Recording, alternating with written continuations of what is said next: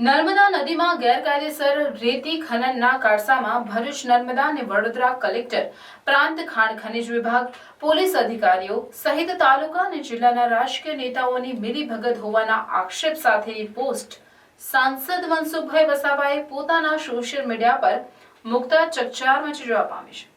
ઉપરાંત મુખ્યમંત્રીને આ મુદ્દે પત્ર લખી રાજ્ય કક્ષાની ખાસ ટીમની રચના કરવા પણ જણાવશો તેમ પણ પોસ્ટમાં લખ્યું છે. ભરૂચના સાંસદ મનસુખભાઈ વસાવાએ તેમના સોશિયલ મીડિયાના ઓફિશિયલ પેજ પર મૂકેલી પોસ્ટમાં ગંભીર આક્ષેપો કર્યા છે. તેમણે પોસ્ટમાં લખ્યું છે કે શુકરતીત ગામે 4 લોકોના ડૂબી જવાની ઘટનાને પગલે જિલ્લા સંકલનની મિટિંગમાં તે મુદ્દો ઉડાવી તેની ખાસ ચર્ચા કરી ગેરકાયદે ચાલતી આ પ્રવૃત્તિ બંધ કરવા જણાવ્યું હતું.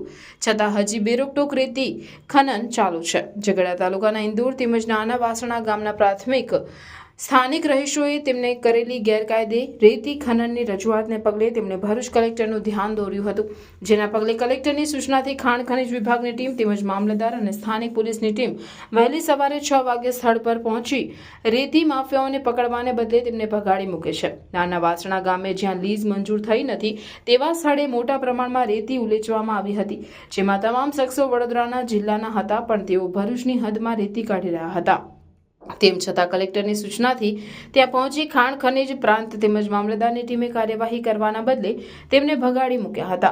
વહીવટી તંત્ર દ્વારા રેતી ખનન માફિયાઓ છાવરવામાં આવતા હોવાથી આ સમગ્ર મામલામાં તેઓ મુખ્યમંત્રીને પત્ર લખશે અને રાજ્ય કક્ષાની ટીમ બનાવી ગેરકાયદે ચાલી આ પ્રવૃત્તિ કરતા લોકો સામે કાર્યવાહી કરવામાં આવે તેમ જણાવશે.